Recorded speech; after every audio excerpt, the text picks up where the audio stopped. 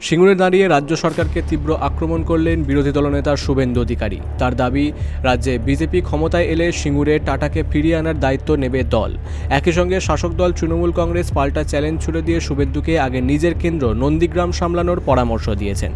এদিন শুভেন্দু অধিকারী বলেন, রাজ্যে আইন শৃঙ্খলা পরিস্থিতি ভালো না হলে বিনিয়োগ আসবে না। সিঙ্গুর আন্দোলনকে কটাক্ষ করে তিনি বলেন, যেখানে সর্ষে বা মাছ কিছুই সফল হয়নি, উল্টে শিল্পকে তাড়ানো হয়েছে। তার হুঁশিয়ারি, বিজেপি ক্ষমতায় এলে মুঘল সম্রাটদের নামে থাকা জায়গাদের নাম বদলে দেওয়া হবে এবং জামাত হাঁটানো হবে।